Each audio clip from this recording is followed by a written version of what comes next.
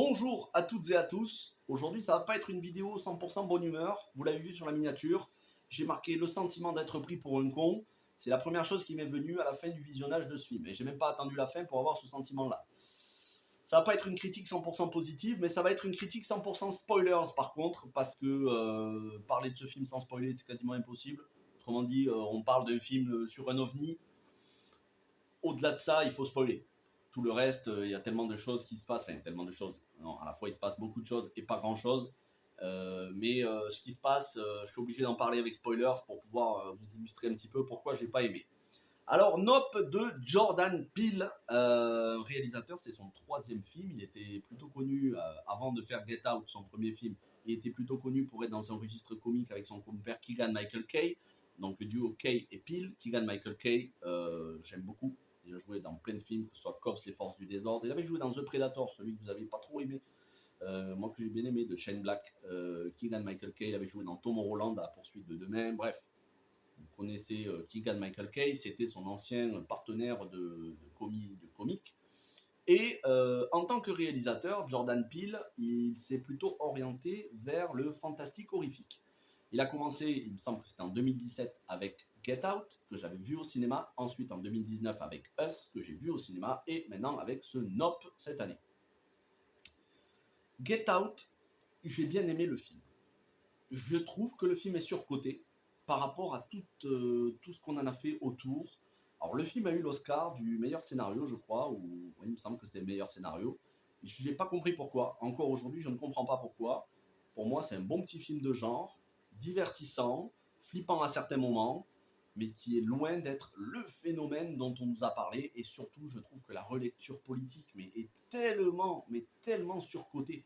On nous a présenté ce film comme une relecture politique qui présente le racisme aux États-Unis vis-à-vis des Noirs. Je trouve que c'est du grand foutage de gueule. Oui, j'ose les mots, je ne vais pas être très tendre sur cette critique. Get Out, c'est un bon film, mais il faut arrêter avec la relecture politique. Après, c'est vrai que Jordan Peele, il est très politique, on ne va pas se mentir. D'ailleurs, je vais vous en reparler un petit peu. Mais je trouve que de Get Out, on en a fait des caisses sur ce film, peut-être un peu trop. Mais soit, pourquoi pas, le film a bien marché, je suis content pour le film, moi je souhaite toujours le succès d'un film, il a bien marché. Ensuite, il y a eu Us en 2019. Il me semble que c'était en 2019, puisque c'était pas encore le confinement, donc ouais, c'est ça, c'était en 2019. Us, j'ai vraiment bien aimé. Pour le coup, je suis pas trop fan de films d'horreur, mais j'aime bien flipper quand c'est psychologique. Et cette histoire de doppelganger, de clone, de sosie, enfin de clone plutôt, de double, m'avait bien fait flipper. Il y avait Lupita Nyong'o, c'est une actrice que j'aime beaucoup, un casting quasi 100% afro-américain, mais c'est comme ça avec Jordan Peele, je vais y revenir d'ailleurs. J'avais bien aimé. Je trouve que le film était efficace, une relecture politique moins flagrante, en tout cas des sous-entendus politiques moins flagrants, et c'était un très bon film. Ça faisait partie des films d'horreur qui m'avaient fait le plus flipper. Parce qu'encore une fois, je vous dis, je n'aime pas les films d'horreur, vous en retrouverez très peu sur la chaîne. Et puis ensuite, il me semble qu'il s'est occupé de la série The Twilight Zone, donc la quatrième ou cinquième dimension, je ne sais plus, la nouvelle série The Twilight Zone. Et je crois qu'il a aussi participé à produire le Candyman de Nia DaCosta qui est sorti l'année dernière, je crois, Candyman 2021 ou 2020 avec, je ne sais plus, il y avait le retour de Tony Todd.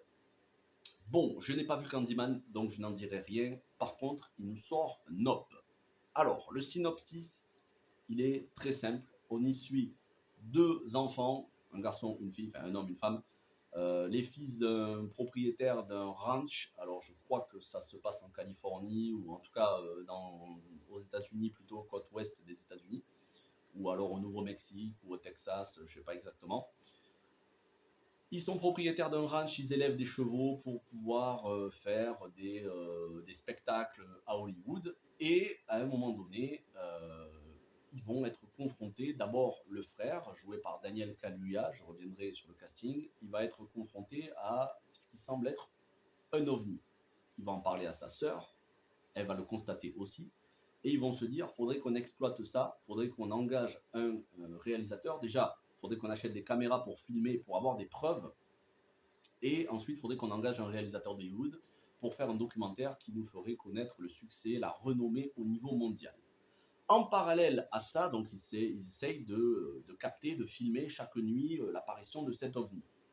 En parallèle à ça, on va y suivre un jeune homme asiatique joué par Steven Yeun, Glenn dans The Walking Dead, qui s'est orienté après sa fin dans The Walking Dead, qui s'est orienté vers le cinéma d'auteur.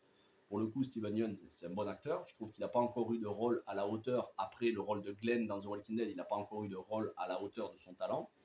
Mais il fait un propriétaire, lui, d'une espèce de ranch où il organise des spectacles à chevaux.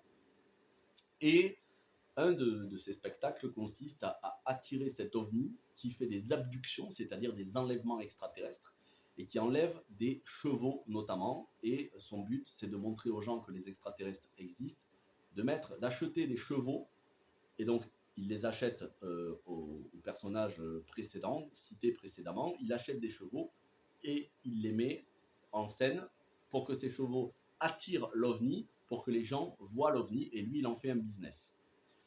Et en parallèle à ça, on va suivre ce même personnage, joué par Steven Yeun adulte, on va le suivre lorsqu'il est enfant et qu'il a été victime d'une scène de massacre dans une série où il jouait, la série Gordy, j'ai pas retenu le nom en entier, où il y avait un singe, un chimpanzé qui jouait, et le singe a pété un plomb sur le plateau de tournage et il a massacré pas mal de personnes, sauf lui qui a été épargné par le singe. Et c'est là où je vous ai pris la capture d'écran pour la miniature. Le singe, c'est moi. Le singe est pris pour un con dans le film, et moi je suis le singe qui a l'impression d'être pris pour un con par Jordan Peele. Avec un film qui, je n'hésite pas, pour moi, relève de la branlette intellectuelle. Oui, je vais vous le dire, surtout quand je vais vous lire les critiques presse qui ont été faites sur ce film. Ça confirme que je vais arrêter, et ça fait déjà un bon moment que j'ai arrêté, mais je vais continuer d'acheter des magazines de presse spécialisés. Ils ne sont pas plus spécialisés que n'importe qui. Honnêtement, quand on voit ce qu'ils racontent, je vais vous en lire quelques-unes des critiques. Je suis content de ne pas vous donner mon fric pour la presse papier. En tout cas, pour cette presse papier. Alors, je vous dis ce que eux en disent. Et ensuite, je vais venir sur le casting. Je vais vous dire qui j'ai bien aimé et qui je n'ai pas aimé du tout. Et je vais vous dire pourquoi j'ai vraiment le sentiment que ce film est surcoté. Alors, on a les cahiers du cinéma. Les cahiers du cinéma qui nous disent la beauté de Nope tient à cette manière d'un sphinx souverain qu'il a de tout avaler, romantisme herzogien de Werner Herzog, pour ceux qui connaissent, magie noire à la Shyamalan et épopée à la Spielberg, sans rien perdre de cet équilibre de terreur et d'enchantement entre mystère primitif et stupeur d'avant-garde où réside toute sa foudroyante étrangeté. Moi, ça, ce genre de truc, j'appelle ça de la branlette intellectuelle. J'appelle ça parler pour rien dire.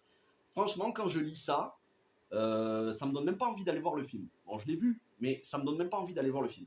Il faut arrêter les critiques de presse avec leurs expressions qu'il n'y a que eux qui comprennent, qui sont bien souvent très incompréhensibles, où on sent que c'est un délire de bobo d'entre-soi parisien ou pas parisien, où les mecs qui sont là en train de se dire oh, on a vu un film d'auteur, c'est génial. Non mais tu comprends, Nope, c'est un film qui est vraiment profond, qui nous parle de la maltraitance animale, de notre rapport avec la consommation. Oui, oui, oui, tout ce que vous voulez, il y a ce rapport à la maltraitance animale, il y a ce rapport à la société de consommation, du spectacle, tout ce que vous voulez. Il faut arrêter, on nous présente ça comme un chef-d'œuvre. Regardez, Cinématiseur, ça c'est un magazine que j'ai acheté avant, j'ai arrêté, je suis bien content. Jordan Peele orchestre une chasse à l'ovni et réinvente le genre en y insufflant une critique de notre rapport aux images. Il réinvente rien du tout, Jordan Peele, parce que tout ce qui a été fait dans son film, ça a déjà été fait dans des épisodes X-Files. Mais bon, Jordan Peele, ça c'est, voilà, je vais vous dire une autre. JQ, Jordan Peele offre son film le plus ambitieux à ce jour, dont le charme repose sur un mélange permanent et excitant des genres qui convoquent comme s'il avait finalement réussi à conjuguer l'ironie cruelle dans Get Out aux visions inquiétantes de Us, mêler le malaise physique à un malaise politique, c'est là où les mecs ils votent de la politique partout, faire de l'invisible quelque chose qui renverrait le spectateur à sa condition. Bon, alors eux, ça va. Je suis à peu près d'accord. On y convoque à la fois Get Out et Us. Le film est inquiétant. Le film est inquiétant. Ça, c'est à mettre au crédit du film. On va pas se mentir, le film m'a fait flipper à certains moments. Mais en fait, ça désamorce, et après on se dit, ouais, mais en fait, tout ça pour ça.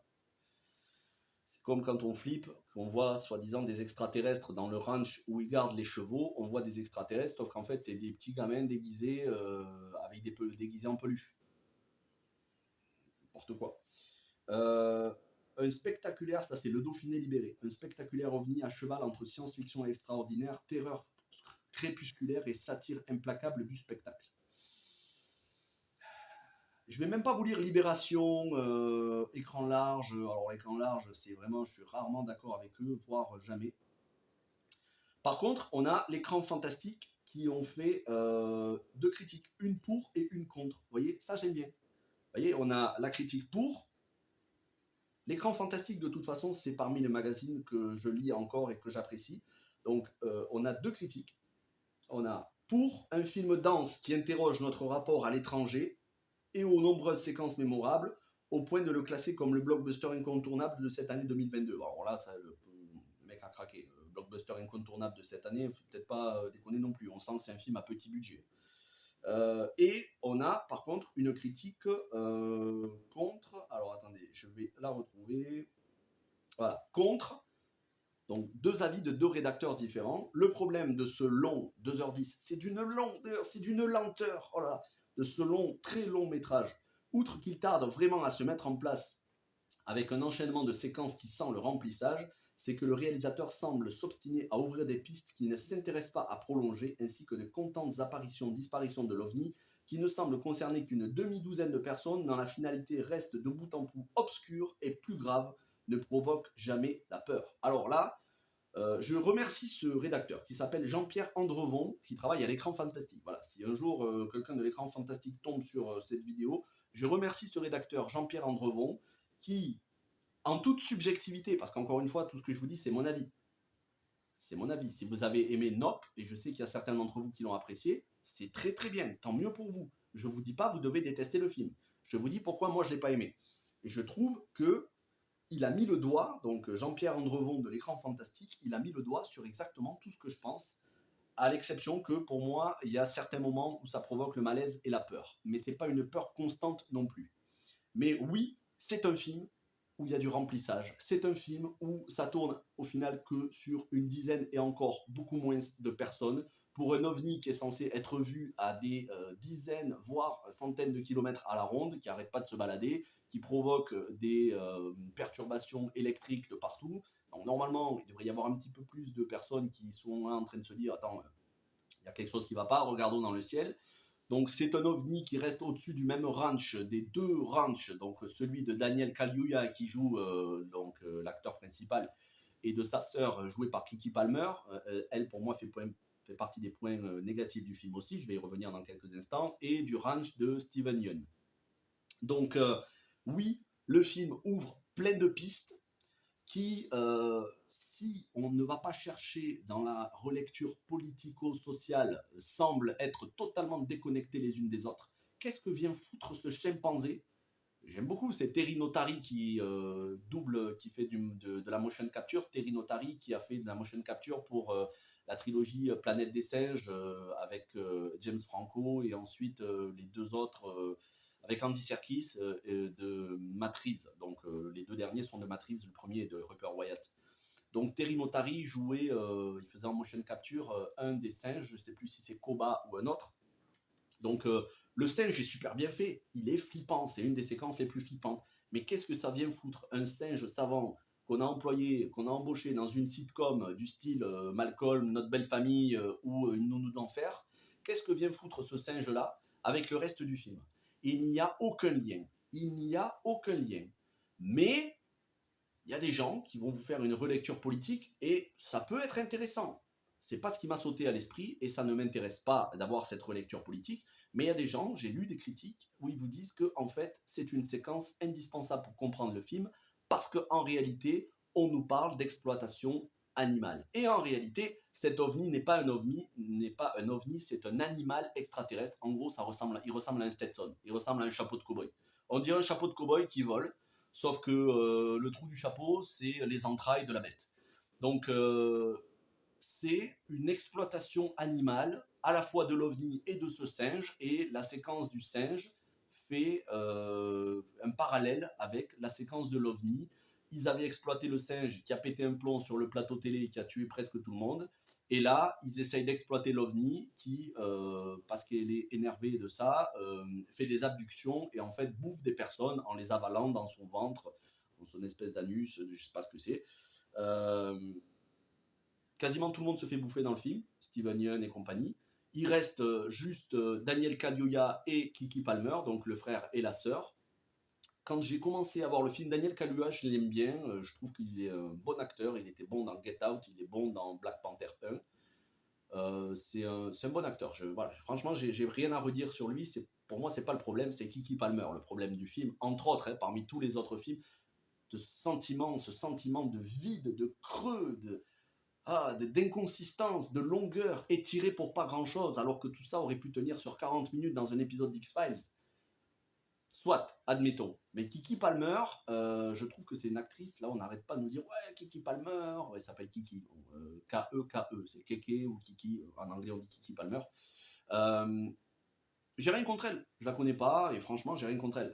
Mais moi, quand on me présente au début du film un personnage qui a tous les clichés du progressisme, c'est-à-dire le personnage LGBT, ouais, avec ma copine, tu comprends, ah, celle-là elle est mignonne, je la baiserai bien, ferme ta gueule, voilà, ferme ta gueule. Déjà, arrête de nous raconter dès le début du film que tu as envie de baiser une femme que tu as rencontrée au supermarché. Qu'est-ce que ça vient faire dans le film? Pourquoi Qu'est-ce que ça vient faire dans le film?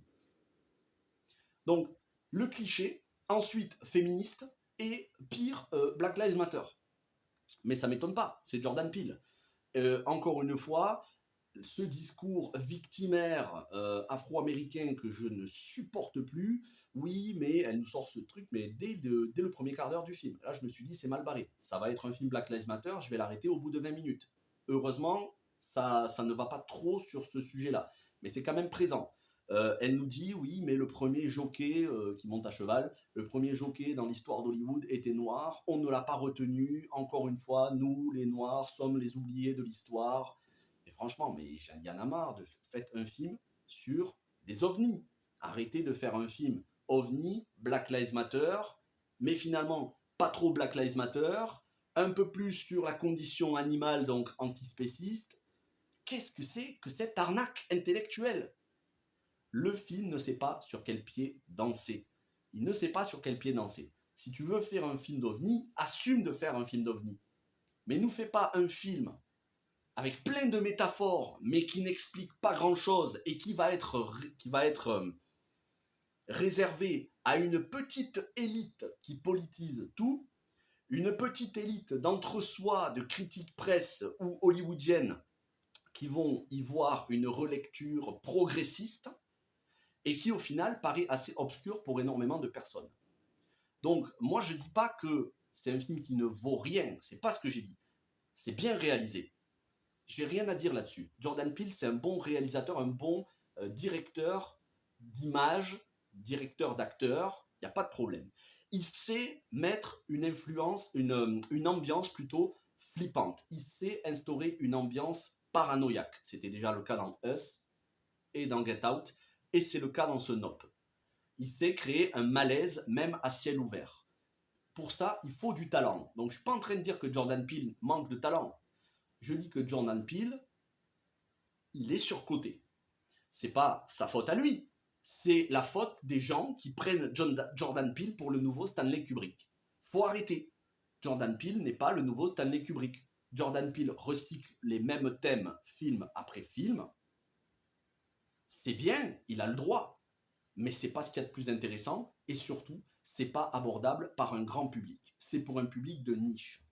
Et si vous faites partie du public de niche qui adhère, vous allez vous régaler. Si, comme moi, vous vous dirigez plus vers un film grand public, abordable par tout le monde, sans pour autant être débile, je vous dis pas qu'il faut regarder She-Hulk de Marvel, c'est pas ce que je suis en train de vous dire. Mais il y a quand même une différence entre Nope, qui est un film plutôt élitiste, non seulement dans ce qu'il propose, mais aussi dans les critiques presse qui en sont faites. C'est plutôt un film de niche pour un public qui aime bien voir des relectures progressistes politiques qu'un film grand public. Pas besoin d'aller dans le débile profond comme She-Hulk avec du twerk, mais tu peux faire un entre-deux, faire un film très intéressant. C'était le cas de Get Out, qui a malheureusement été politisé beaucoup trop. Tu peux faire un film intéressant et abordable par un grand public. Là, Nope, je ne suis pas certain que quand on envoie des ados, qui ne sont pas idiots, hein, mais je ne suis pas certain que quand on envoie des ados voir le film, ils vont retenir la relecture politique. Ils vont se dire, bon, 2h10 pour un animal volant, c'est bien, mais à un moment donné, faut que ça raconte un petit peu plus, quoi. Faut que ça raconte un peu plus que on voit le truc voler dans le ciel, se reposer, revenir, et eux ils essayent de le prendre en photo, et c'est un chassé-croisé pendant 2 heures pour le prendre en photo. Ça fait pas un film. Ça fait pas un film solide, ça fait pas un film consistant, et le sentiment que j'en ai quand j'arrive à la fin du film, c'est d'avoir perdu 2h10 de mon temps. Voilà.